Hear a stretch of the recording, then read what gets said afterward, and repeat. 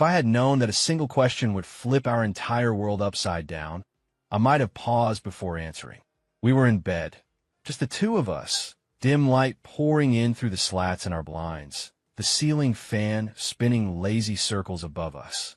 It was one of those rare nights where neither of us was distracted by phones, work, or the kids. We'd been married 7 years, and in that moment, things actually felt still. Not happy, not sad, just still. That's when Hannah turned to me, eyes searching mine like she was hunting for a buried secret. "Can I ask you something without you getting angry? That's how you know it's going to be bad." No one ever asks that before telling you they've scheduled a spa day or found your missing favorite hoodie. I swallowed the first reaction, the one that said "what now?" and nodded. "What would you think about trying something new?" she asked, her fingers tracing idle shapes on my chest. I raised an eyebrow. "Like what?" She hesitated. "I've been reading, listening to podcasts. You know how we've both been kind of stuck, like something's missing." There was a flicker of something in her eyes. Guilt? Excitement? I was thinking, maybe we try opening our marriage. I laughed. I thought she was joking, but her face stayed stone still, eyes locked onto mine. My smile faltered. "I'm serious," she said quietly. "Just hear me out." The room got cold. Or maybe it was me, because in that moment, something cracked beneath my ribs. "You want to sleep with other people? It's not just about sex," she said quickly. "It's about freedom. Exploration. We've been together since college, and I love you, I do, but I feel like I never got to figure out who I was outside of us. You want to fuck other people to find yourself?" I shot back, more bitter than I meant to sound. She flinched. "I'm not asking for a divorce. I'm asking for honesty, for a chance to breathe." That phrase, a chance to breathe, it sat heavy in the pit of my stomach, like she'd been holding her breath our entire marriage. I should have said no. Should have asked why she didn't feel free inside our life. I built so much around making her happy. Our home, our routines, my own compromises, and now I realized maybe none of it was what she wanted. We sat in silence for a long time. Eventually, I got out of bed and walked to the kitchen, poured a whiskey, and stood in the dark. My phone buzzed. A project manager needed blueprints by morning. Real life, still humming along while mine froze. Hannah didn't bring it up again for a few days. But when she did, she came with articles, books, couples she followed online. People claiming open marriages saved their love lives, revived trust, rewired their relationships into something stronger. She'd done her research, and I, like the fool I was, tried to play supportive husband. "If we're doing this," I said one night, "we do it with rules." She nodded like she'd been waiting for that. We laid them out. No friends. No neighbors. No one who'd ever seen our kids. Full transparency. Protection, always. And we'd talk, really talk, every step of the way. What I didn't know then, what no podcast or article warned me about, was that you can't put boundaries around emotion. You can't script pain out of the process. The first time she left the house in a red dress I hadn't seen before, I sat on the couch and felt like the air had been ripped from the room. She texted me hours later. It was good. Safe. He was kind. I wanted to puke. The next day, she hummed while pouring coffee, her eyes brighter than they'd been in years. She didn't touch me that night, or the next. Suddenly, my wife, the woman I'd shared every secret with, built a life around, was someone I didn't recognize. She was glowing, yes. Free, maybe. But it felt like I was watching her walk out of a cage that I hadn't known was even locked. And I was left inside. Weeks passed. She went on dates. She came back smelling like cologne that wasn't mine. We didn't talk about it. Not really. I played along. I smiled. I told myself it would bring us closer eventually. But in truth, I was drowning. One night, unable to sleep, I ended up scrolling aimlessly through a local neighborhood forum. A post popped up about a community barbecue. A casual event. Bring something to share. I didn't know then that would be the night I met Vanessa. That would be my beginning. And the start of everything else unraveling. There's something deceptive about summer barbecues in suburbia. The smell of grilled meat, the sound of kids chasing each other through sprinklers, the clink of ice cubes in red plastic cups. It all feels so wholesome, so ordinary, like nothing could possibly go wrong under a string of patio lights. But desire doesn't care about appearances. And secrets? They loved the smell of sunscreen and slow-burning charcoal. It was a Saturday, early June, and I remember the heat shimmering off the pavement as I carried a bowl of pasta salad across our front yard. Hannah had already left the house hours earlier, claiming she needed me time, which was becoming more common. I didn't ask. I didn't want to know. Not today. Greg and Vanessa had invited half the neighborhood. They were the kind of couple who knew everyone's birthday, organized holiday parties, and always had a fully stocked bar cart that screamed, "We entertain." Greg was loud, a bit too alpha for my taste, always talking over people, slapping backs, boasting about his car or his next fitness goal. Vanessa, on the other hand, was a different story entirely. She was beautiful in that quiet way that sneaks up on you. Slim but soft, brown eyes that seemed to hold more than they revealed. Her dark hair was always tied back in a low bun, the kind that made her neck look long, elegant. She rarely said much at these gatherings, usually lingering at the edge of conversations, laughing politely, eyes scanning, not rudely, just observant. Until that day, we hadn't exchanged more than pleasantries.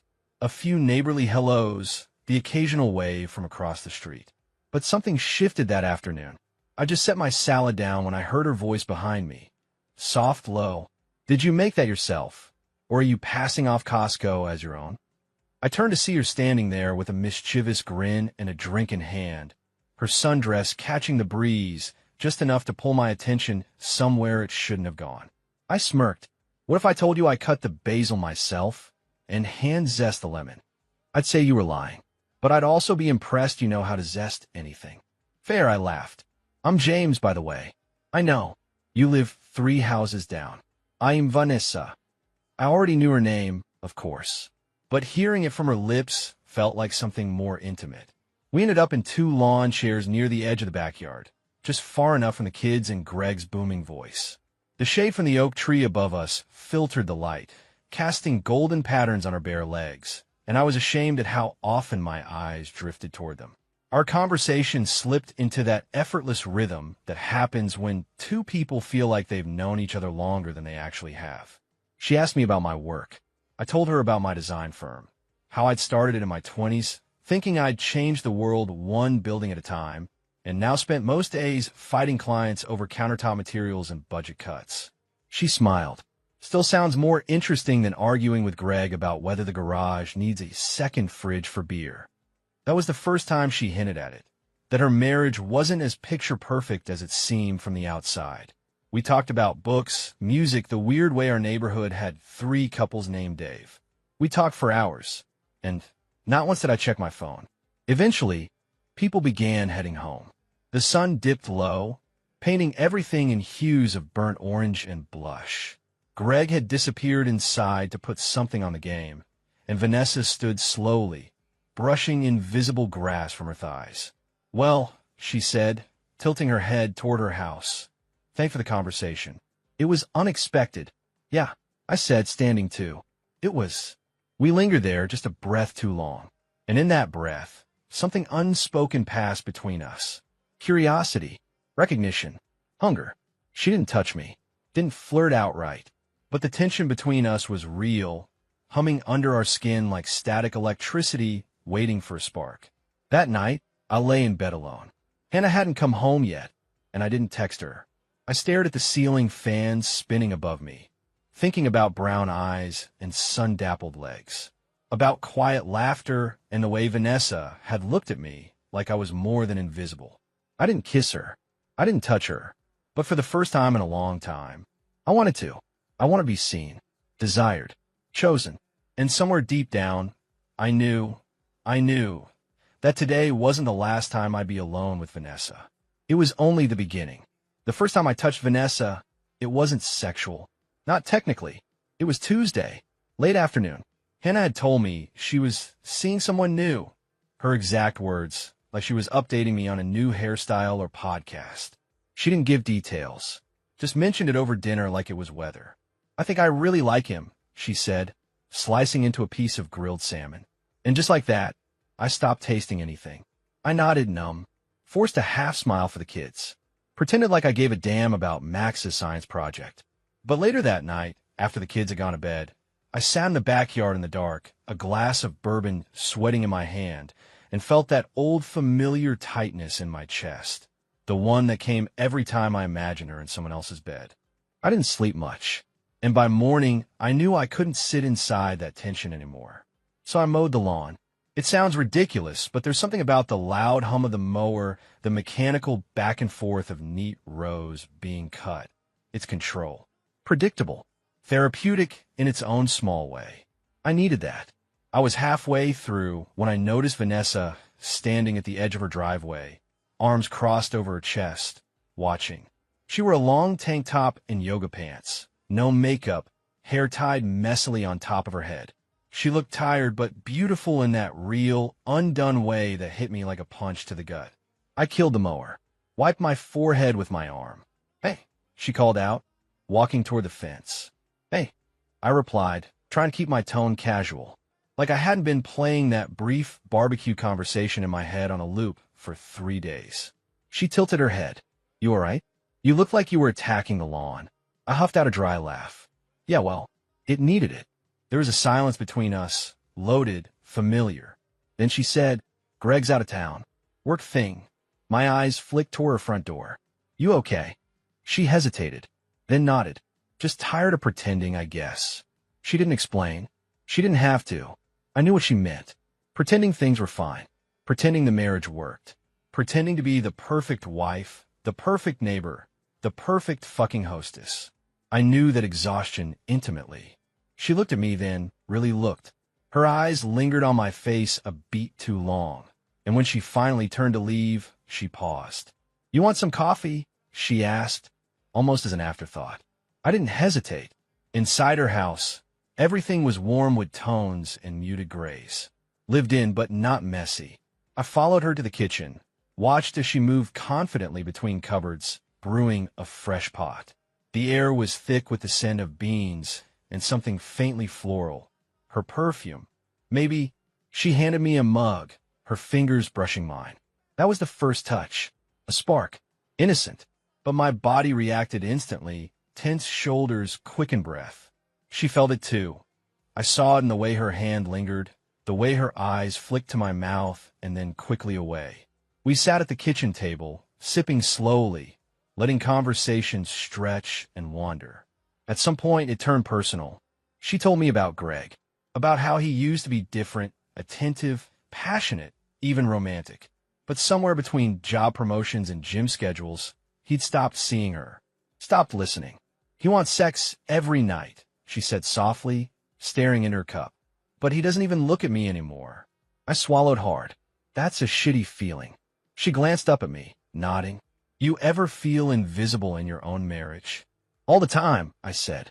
"No hesitation." That was the moment. The crack. The opening. Our hands found each other again on the table. This time, she didn't pull away. There was no rush, no reckless dive into passion. Just a silence, so heavy it felt physical. Her thumb brushed over the back of my knuckles slowly, like she was memorizing the shape of me. We didn't kiss that day, but when I left, we both knew we would. The next week was chaos. Hannah's someone new became regular. She began coming home later, texting less. She wore perfume to yoga and lingerie I hadn't seen in months, just not for me. I didn't ask questions. I didn't want the answers. Instead, I found myself walking the dog past Vanessa's house more often, waiting for moments where we could share glances, stolen words across our driveways, brief touches that said "I see you" without saying anything at all. And then one night it happened. It started with a glass of wine on her back porch. The night air was warm, her legs tucked under her, one strap of her tank top slipping just off her shoulder. She was laughing at something I said when she reached across and laid her hand on my thigh. I looked at her. She looked back, and that was it. Our lips met slowly, softly, like a whisper. Her mouth tasted like red wine and need. My hand slid in her hair, pulling her closer, and she gasped softly into my mouth, something between relief and hunger. We didn't go inside. Not that night. But we broke the seal. The next day, I lied to Hannah for the first time in months. And it felt terrifyingly good. The first time I saw Vanessa cry, it wasn't because of me.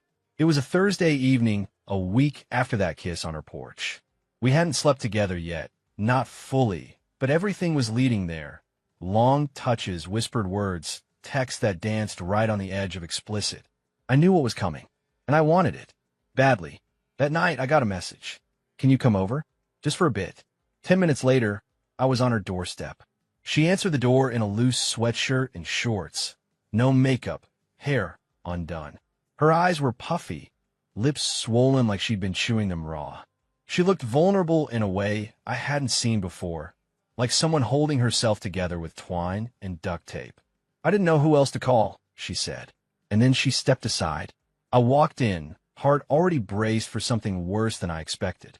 Vanessa's living room looked normal. Pillows fluffed, candles half melted, the faint scent of vanilla lingering in the air.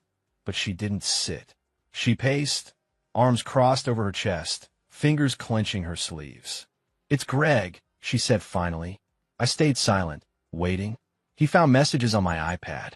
Not ours, old ones. From a guy in my hometown. Years ago, before we moved here. I furrow my brow. And he lost it. Said I'd been hiding things from the start. That I never told him who I really was. I sat on the couch, motioning for her to join me. She stayed standing. It's more than just jealousy, she said. He's possessive, controlling. You mean abusive? She hesitated. Not like that. Not physically. But he keeps tabs on everything. Where I go, who I talk to, what I wear. He tracks my phone sometimes. He says it's for protection. My stomach turned. That word, protection, twisted into something sinister in his mouth. Vanessa, you don't have to put up with that. She finally sat beside me, her shoulder barely grazing mine. Her voice dropped to a whisper. It's not the first time he's accused me of cheating. He gets in these moods, and then he freezes me out for days. Or love bombs me, like nothing happened. Is that what this is? With us? I asked quietly. Just a rebellion? She turned to me, eyes fierce suddenly. No, this is different. And then she told me the truth. Before she met Greg, Vanessa had lived in a small town in Vermont. Taught yoga, worked part-time at a boutique. Dated a man named Ellis. A charming, married man who promised he'd leave his wife. The scandal hit their town like a bomb. She lost her job. Her family pulled away. Her reputation was destroyed. Greg was the one who helped me start over, she said. He took me away from it all, promised me a clean slate. And I was so damn grateful. I didn't question it when the control started creeping in. She looked down, twisting her fingers. I thought I owed him my loyalty, my silence. But lately, I feel like I'm disappearing. I reached over, took her hand. You're not disappearing. I see you. Her eyes shimmered. I wanted to kiss her, to pull her into my arms, and let our bodies say all the things words couldn't. But I didn't. Not yet. Instead, I let her lay her head on my shoulder and listen to her breathe. Eventually, she fell asleep like that. And I stayed. Not for sex. Not for the thrill. But because, in that moment, Vanessa wasn't the neighbor with the teasing smiles or subtle flirtation. She was a woman unraveling, caught between the past and the person she was trying to become. And I was already too deep to walk away. The next morning, I woke up on her couch, my neck stiff, the gray light of dawn seeping in through the curtains. She stood in the kitchen in a robe, making coffee like we were an old couple in a routine. She looked at me, something unreadable in her expression. I told Greg I spent the night at Sarah's. He didn't even question it. I watched her for a moment. Are we okay? She smiled, soft and sad. We're not okay, but we're better than pretending. That was the day we stopped holding back. The moment the front door closed behind me that night, her hands were in my hair, my back against the wall, her mouth devouring mine like oxygen. She kissed me like she'd been starving. We didn't make it to the bedroom. Clothes hit the floor in a trail of desperation. Her shirt, my belt, her panties bunched around one ankle as I sank to my knees in the hallway, tasting her until she trembled against the wall, hands tangled in my hair, whispering my name like a plea. When I finally slid into her, the world disappeared. It wasn't rough. It wasn't slow. It was something in between, fierce, emotional, a collision of everything we'd been holding back for weeks. After, she lay on top of me, both of us breathless on the rug, our bodies slick with sweat, the air thick with sex and something dangerously close to affection. She looked at me, eyes heavy-lidded and glowing. "Whatever happens," she murmured, "promise me you won't lie to me." I kissed her forehead. "I won't." But in the back of my mind, I felt the first whisper of a lie forming. Because I already knew this wasn't just an affair. It was a fuse, and something was about to explode. There's a distinct kind of high that comes with secret sex. It's not just the physical part, the hunger, the friction, the heat pressed against skin. It's the way your pulse quickens when you hear a knock at the door, the thrill of a text with no name attached, the quiet gasp of "not here" when your hands slide where they shouldn't. With Vanessa, it was all of that and more. It was necessary. Some mornings, she'd text me nothing but an ellipsis. And I'd know what she wanted. Not words, not promises, just me. Sometimes I'd sneak over when Greg was at the gym, when her front blinds were tilted just right, signaling me like a lighthouse. Other times, she'd slip into my house after Hannah had left on one of her overnight work trips. She'd come in quietly, with no makeup and wet hair, and she'd pull my shirt off before saying a single word. And we'd forget the world for an hour or two. But you can only play with fire so long before something burns. Greg noticed first. Not us. Not yet, but something. He came over one afternoon under the guise of borrowing a drill. His handshake was firm, his smile a little too practiced. He looked around my garage like he was casing the place, eyes landing on my workbench, then back to me. "You been busy?" he asked. "Yeah," I said, handing him the tool. "Lots of projects lately." His gaze lingered. "Vanessa's been busy too. Different lately. You noticed that?" I shrugged, heart ticking faster. "No more than usual." He said, a sound without meaning. But the look in his eyes told me everything. He was watching her. Watching me. Later, Vanessa confirmed it. Greg had started tracking her phone again, questioning her absences, asking what perfume she was wearing and who she was wearing it for. "He knows something's up," she said, sitting cross-legged on my bed, wrapped in only a sheet. "We should slow down," I said, though my hand was already tracing the curve of her thigh. She leaned in, her lips brushing my ear. "Or we stop pretending we can." And just like that, we didn't. Meanwhile, Hannah was unraveling too, but in a different way. Her freedom had taken a sharp turn into recklessness. New men, new outfits, new rules that bent around whatever mood she was in. One night she came home drunk, reeking of tequila and sweat, stumbling into the kitchen and giggling like a teenager. I helped her into bed, and when I tried to leave, she grabbed my wrist. "You don't touch me anymore," she whispered. Not even a little. I didn't answer, because how do you explain that your body's been claimed by someone else? The next morning, she was ice. We sat at the breakfast table, both sipping coffee in silence, avoiding eye contact like strangers in a waiting room. Then she said, "His name's Chase." I blinked. "Who?" "The guy I've been seeing. He's 28. Tattoos. Drives a bike." "Great," I muttered. "He made me feel things I haven't felt since I was 22, she said. Then added with a smile, "You know what that means, right?" Yeah, I knew. She wanted to hurt me. But the truth was, I didn't feel much. Not anymore. Her words slid over me like oil on water. Because while she was chasing pleasure, I was falling into something far more dangerous. Connection. Vanessa, and I didn't say the word love. But it was everywhere. In the way she looked at me after we came, the way her fingers traced my spine like she was memorizing every vertebra. In the way I listened to her breathe when she fell asleep beside me, slower and safer than she ever sounded with Greg. But we were sloppy. One night, I came home late.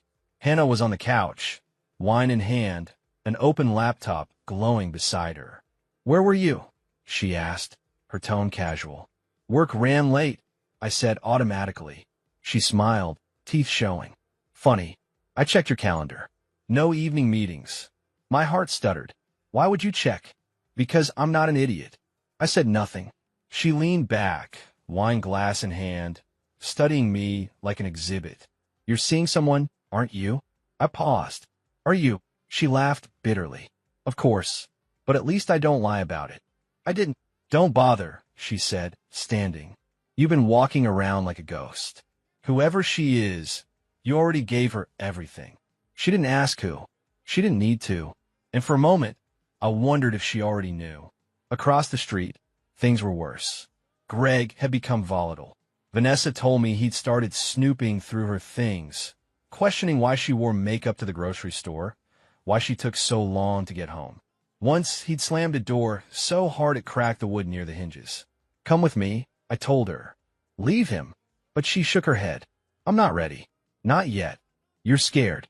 I should be." And I couldn't argue with that. We were in too deep. The affair wasn't just physical anymore. It was a lifeline. But lifelines fray, and secrets rot. And we both knew the truth was catching up. Because when you play with fire long enough, eventually someone gets burned. It was a Sunday when everything started to go to hell. Not with a bang, but with a phone call. I was at the kitchen table, coffee in hand, scrolling half-heartedly through emails, when I heard Hannah's voice echo from the living room. "No, Mom, I don't want to talk about church right now." My body stiffened. She only used that tone when her mother, the high priestess of moral superiority, called. "I'm not coming this week," she snapped. "No, it's not because of James. It's because I'm finally living, and if you can't handle that, maybe you're the one who needs to pray." Click. She tossed her phone on the couch and walked right past me toward the back patio. No eye contact. No acknowledgement. She'd been unraveling faster each week.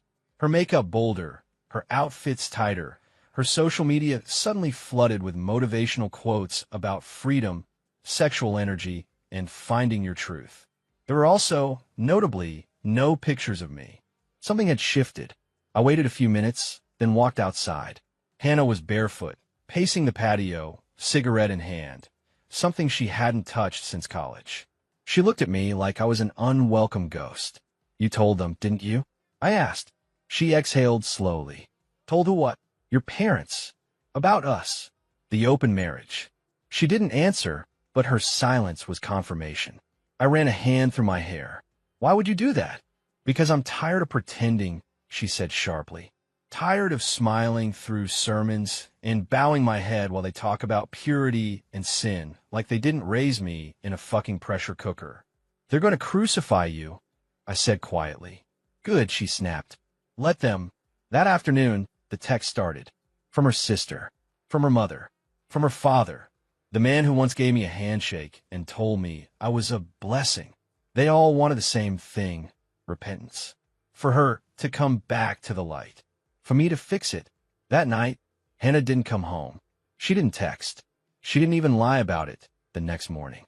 Just walked in wearing a stranger's hoodie and red lipstick she hadn't bothered to clean off. "You're late," I said. "I know. Where were you?" She stared at me, blank-eyed, with Chase. And then a smirk. Twice. I stood up, the chair scraping hard against the floor. She didn't flinch. "Do you even care anymore?" I asked.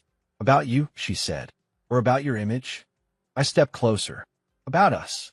She laughed. A hollow, humorless sound. "There is no us, James.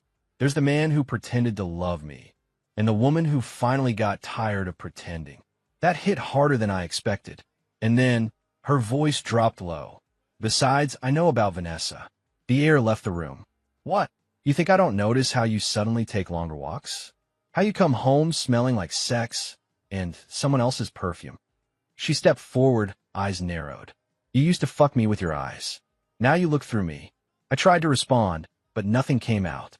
"It's fine," she said. "We're both liars. But at least I don't try to act noble about it." She left again that night. But this time, it wasn't for Chase.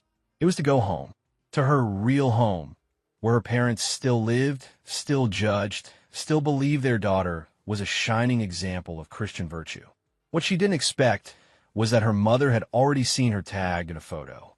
A group shot, smiling, drink in hand, a man's arm slung loosely around her waist. Not mine. When she arrived, her father met her at the door with a Bible in one hand and disappointment written all over his face. The fallout came quick. Her mother called me the next day. "James," she said in that sickly sweet voice laced with judgment, "I don't know what's gotten into her. She says you both agreed to this? That she's free now?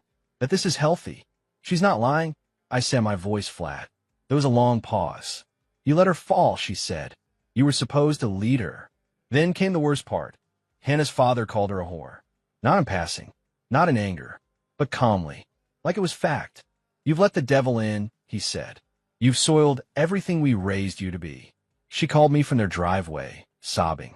I don't know where to go, she whispered. Come home, I said. I don't know where that is anymore. She didn't come back that night. I told Vanessa everything. We were tangled up in sheets, still breathing heavy from a slow, aching round of sex that felt more like a plea than passion. She's breaking, I said. Vanessa lay on her side, hair falling across her face, eyes soft. And what about you? I blinked. What do you mean? You're breaking too, she whispered. You just hide it better. I didn't answer, because she was right. Later that week, Hannah came home. Silent. No fight left. She didn't speak to me for 3 days. She cooked for the kids, cleaned the kitchen, took long showers with the door locked. But she didn't say a single word until Thursday. That night, she stood at the foot of our bed, arms wrapped around herself. I think I want to stop. I looked up. Stop what? This. The open marriage. The pretending. The rebellion. You sure? She nodded. It didn't fix anything. It just broke me more. I nodded slowly. Okay. But in my gut, I knew it wasn't that simple. Because you can close a door, but the smoke always lingers. And some fires don't go out. They just burn quieter. I saw Greg the morning after Hannah, and I agreed to stop. I was pulling weeds by the fence when he came out to water his grass shirtless, a beer in one hand, even though it wasn't yet noon. His chest was puffed, tan, covered in the kind of muscle that comes from spending more time at the gym than with your wife. His eyes landed on me. He didn't wave, didn't smile, just stared. Something in me knew. He knew. But how much? Later that day, Vanessa texted. We need to talk. Now. I drove to her place, heart thumping harder than it should have. She met me at the door with that look, half fear, half guilt. He found the phone, she said. What phone? My old one. From before we moved here. I blinked. Why the hell was it still around? I kept it for photos. Old ones. And messages. What messages? Her silence was the answer. Vanessa. Ellis, she whispered. The guy from Vermont. They were saved in the cloud. Stupid, I know. At the time, it was my whole life. My stomach turned. And Greg saw everything. She nodded. Worse. He recognized the name. I swallowed. What name? Yours. She looked up at me, eyes already wet. I told Ellis about you once. Years ago. We were never physical back then. You were just my neighbor, just a crush, but I used to write about you. The way you'd wave when you brought in your trash cans. The way you held your daughter's hand. My breath caught. You wrote that to him? She nodded. I told him I wished I had met someone like you first. The room spun for a second. So now Greg knows I've been your fantasy since before we even moved here? I said. Her face crumpled. I never meant for him to find it. I forgot it was even there. Jesus, Vanessa. He knows, she said, voice cracking. Not just suspects, he knows. That night, things escalated. Greg came to my door. Not with fists, but with evidence. I opened to find him holding a printed photo, grainy, low light, taken from a car parked half a block away. It showed Vanessa and me on her porch. Her hand on my chest, my lips on hers. He said nothing, just handed it to me and smiled like he'd won. Thought you should see it, he said. I stood in stunned silence. You know, he added, stepping closer, I always thought you were too quiet, too polite, like you were hiding something. He leaned in. Now I know. Then he turned and walked away. I stood there for a long time, heart pounding. This was it. Not suspicion. Not whispers. Proof. The fallout came fast. Vanessa's phone blew up the next day. Texts from neighbors, cryptic messages from mutual friends, even a post on the neighborhood forum about decency standards. Greg hadn't confronted her directly yet, but the message was clear. He'd gone public. She showed up at my house that night, trembling. I think he's going to blow everything up, she said. I pulled her inside. Then we talked to him. We deal with it. She shook her head. You don't know him. He won't scream. He'll wait. And then he'll burn your world down behind your back. She was right. Greg wasn't the kind to throw punches. He was the kind to plan. And then came the news I never expected. He filed a complaint, Vanessa said, eyes wide. To the HOA? To your clients. I stared at her. What kind of complaint? He said you're endangering the neighborhood, that you've been trespassing, that you're manipulating women. I laughed bitterly. Seriously? He included your name in emails to the city. And, James, he mentioned your kids. My stomach dropped. Now it wasn't just my marriage on the line. It was my reputation, my career, my family. I can fix this, I said, already reaching for my phone. But Vanessa grabbed my wrist. Wait, what? There's something else. My pulse thundered in my ears. What now? She hesitated too long. Vanessa. She swallowed. Ellis reached out. A week ago, before Greg found the phone. I stared at her. You didn't tell me? I didn't want to scare you. Or lose you. What did he say? She looked down. That he was moving here. To Denver. That he still thinks about me. I felt the betrayal like a slap. And did you respond? She didn't answer. That was enough. God damn it, Vanessa. I didn't do anything, she said quickly. But it's more complicated now. No shit. I turned away, pacing. This was spiraling. It wasn't just sex anymore. Not passion. Not rebellion. It was war. And I was running out of safe places to stand. That weekend, I took Hannah to dinner. It wasn't romantic. It wasn't even warm. But it was honest. She wore a black dress. No makeup. No armor. She looked tired. Like a mirror of myself. We sat in a corner booth. Candlelight flickering between us like a line we couldn't cross. I know about Vanessa, she said before the menus even arrived. I know about Chase. We were quiet for a while. Then she whispered, I'm sorry. It hit harder than I expected. So am I said. There was no venom in our voices. Just two people quietly accepting that the versions of ourselves we tried to build a life around were gone. After dinner, she didn't come home with me. And for the first time, I didn't ask her to. Across the street, Greg's house was quiet, but it felt like the eye of a storm. Vanessa and I hadn't spoken in days. Not out of anger, out of self-preservation. But I knew it couldn't stay that way for long. Secrets don't die in silence. They just grow louder. And Greg? He wasn't finished. He was just getting started. There's a sound that comes when your life starts cracking apart. It's not glass shattering. It's quieter, like drywall splitting behind the paint. A hollow pop of pressure giving way. That sound echoed inside my chest the morning I woke up to find my work inbox flooded with emails. Subject lines like, question regarding community ethics. Client concern. HOA issue. Neighborhood unrest. Greg had followed through. He'd sent a packet, a literal fucking packet, to my company's HR department, my largest local clients, and even the board of directors for the new zoning project I just started. He painted me as a manipulative predator, a man having sex with a married neighbor, while his own wife fell apart. The irony? He wasn't entirely wrong, but the spin was brutal. It was filled with vague accusations and no real proof, just tone, venom, and enough whispers to plant out. My phone buzzed. Vanessa, he went to my yoga studio. I think I'm going to lose my job. I called her. She didn't answer. I drove to her house. Greg's car was in the driveway. I left. We were toxic now. Our names linked in damage. Whatever we had, whatever beauty bloomed in those stolen hours, was now just evidence. Later that day, Hannah came home early. She didn't speak at first, just sat at the kitchen table, staring at her phone. Finally, she said, they've cut me off. Who? I asked, though I already knew. My parents. My sister.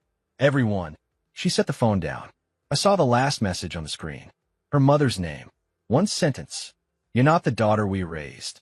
Hannah let out a quiet breath. Do you know what it's like being told your entire worth was built on purity? And then realizing you were never clean enough for them to begin with. I said nothing. Chase doesn't return my calls. Half the women at my job won't even make eye contact. I'm sorry, he murmured. Her eyes met mine. You started this. My chest tightened. You asked for it. I wanted freedom, not fire. I almost said I wanted the same. But the truth was, I'd set fire to everything. She stood up. We're not rebuilding this, are we? No, I said. Quiet. Honest. We're not. She didn't cry. She just nodded.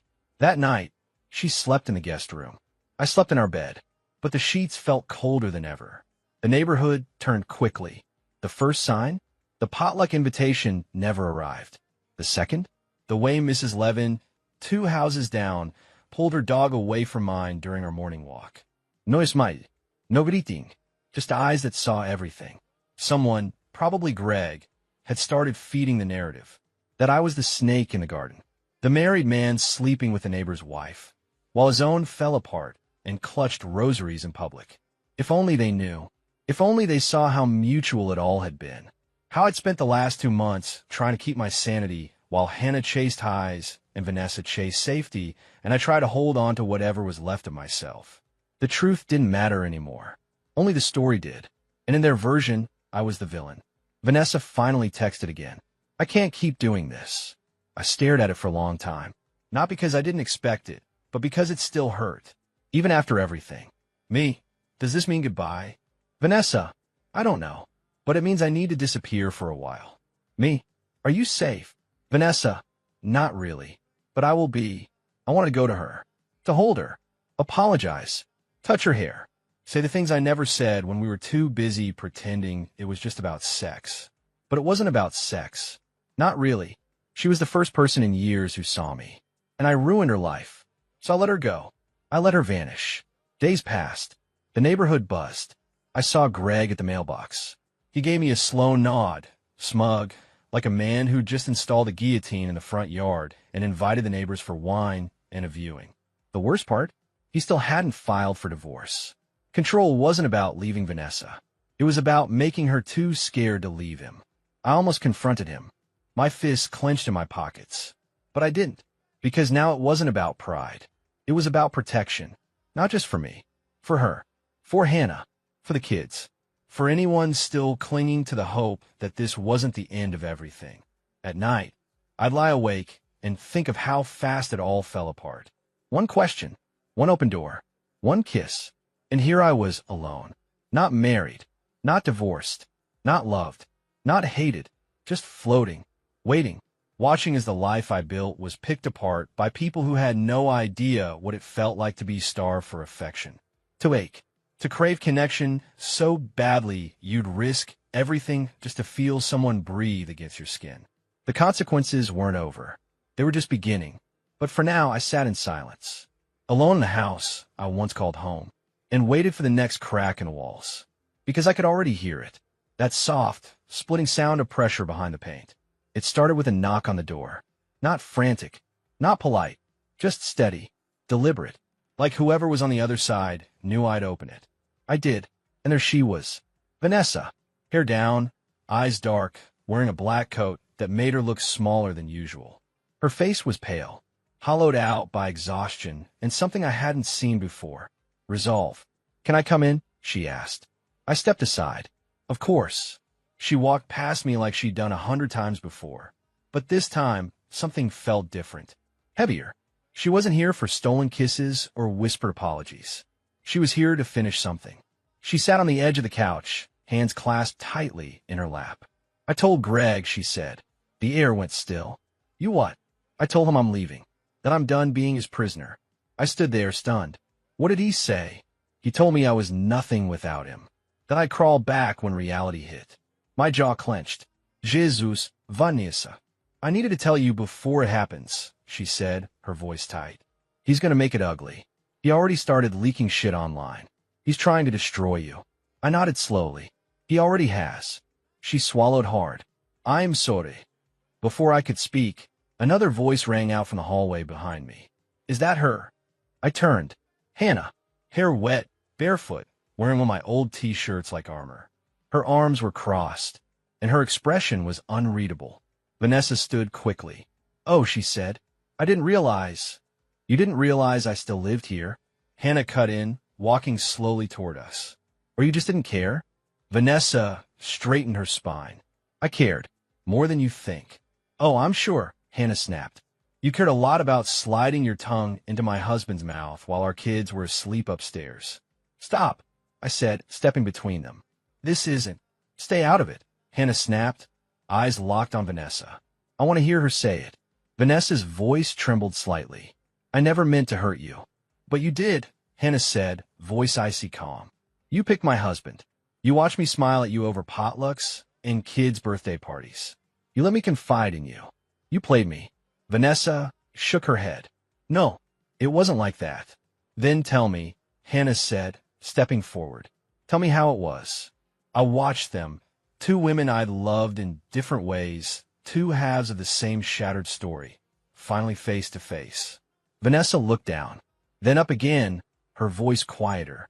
It started before I meant for it to. But once it did, I didn't want to stop. And why him? Hannah asked. Why not someone single? Why not leave Greg first? Because James saw me, Vanessa whispered. Before Greg did. Before I even saw myself again. He didn't want to fix me. He just let me breathe. That silence again. Hannah's mouth twisted into a half smile, one filled with bitterness and heartbreak. You know what's funny? She said. I opened our marriage to feel seen, too. I thought maybe I'd find something real out there. Instead, I got a string of meaningless hookups and a husband who fell in love with our fucking neighbor. I didn't mean for it to happen, I said, voice low. She looked at me, eyes glassy. You never mean to. That's the problem with men like you. You stumble into women's lives and call it fate. But you never think about the mess you leave behind. Vanessa took a step forward. Hannah, if there's anything I can do. You can leave, Hannah said. That's what you can do. Vanessa froze, looked at me, and I knew. This was it. She wasn't asking me to stop her. She was saying goodbye. I hope you find peace, she said softly, turning to the door. Both of you. And then she was gone. Hannah sat down on the couch, rubbed her temples like she was trying to erase the memory. After a moment, she said, I don't hate her. I looked at her, surprised. I envy her, she continued, for being brave enough to leave, for being brave enough to love someone when everything said she shouldn't. He sat beside her. Do you hate me? She looked at me for a long time, then shook her head. No, but I don't love you either. I swallowed the lump in my throat. Fair. We didn't fail because of Vanessa, she said. We failed because we stopped seeing each other long before that. I think you're right. She exhaled slowly. So now what? I don't know, I said. Maybe we just stop trying to fix what's already broken. She nodded, then stood. I'm going to go stay at my sister's for a while, she said. Sort things out. Figure out who I am when I'm not someone's wife. I stood too. You deserve that. She smiled. Just a little. So do you. Then she walked out of the house. Not slamming the door. Not storming off. Just leaving. Quietly. Like a ghost slipping into daylight. That night, I sat on the porch with a glass of bourbon and no one beside me. No Hannah. No Vanessa. Just silence. And for the first time in months, I let myself feel everything: grief, guilt, relief, loneliness, longing. I wasn't sure what came next, but I knew one thing. The reckoning was over. And now came the rebuilding. The house was quiet. Not the kind of quiet that feels lonely. More like a peace you earn. Like a breath held too long. Finally exhaled. It had been 3 weeks since Hannah left. She packed light. Just a few bags, her favorite books, the framed photo of the kids from the beach trip we took before things fell apart. The rest, she said she'd figure out later. I need space, she told me that last morning. To think, to feel something real again. I didn't fight it. I didn't beg, because I knew space was the only honest gift I had left to give her. We hugged briefly. It didn't feel like the end of love.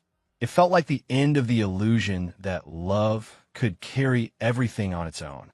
Then she drove away. No drama. No tears. Just dust in the morning sun. The kids didn't understand at first. We told them the truth, or a version of it. Mom and Dad are taking some time. We still love you.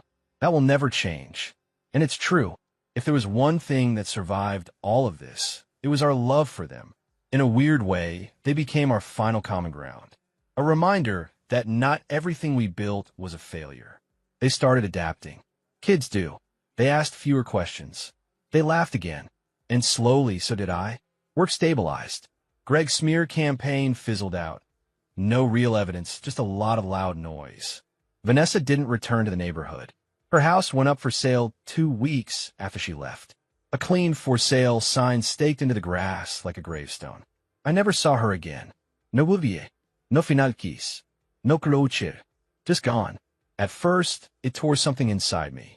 But over time, I realized that maybe some stories don't need epilogues. Maybe the love we find in chaos doesn't need to last to mean something. She mattered. We mattered. even if the ending was silence. I spent a lot of time alone in those first few weeks. Walked the dog, cooked for myself, sat on the back porch with a drink, and let the wind carry away the ghosts. I also started writing. Nothing fancy, just thoughts, fragments, feelings. I wrote about Hannah, about Vanessa, about the version of me I lost somewhere between being a provider, a husband, a neighbor. And slowly, I started to see the man underneath all of it. Flawed, but still standing, still wanting, still capable of something honest. Hannah called last week, just to talk. She sounded lighter. Not fixed, just better. She told me she's seeing a therapist, that she's learning how much of her identity was built around being good. A good daughter, a good wife, a good woman, and how little that version of her ever really felt free. I thought I wanted permission to live, she said, but what I needed was permission to change. I told her I understood, because I did.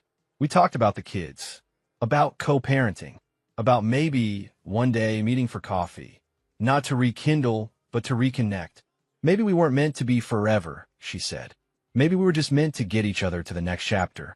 I think she's right. I don't know if I believe in soulmates anymore, but I do believe in timing, in chemistry, in the way two people can find each other in the middle of a storm and still carve out something real. What Vanessa and I had, it was fire. It burned hot, bright, dangerous. But some fires are meant to warm you for a season, not carry you through the winter. She reminded me I was still alive, still wanted, still human.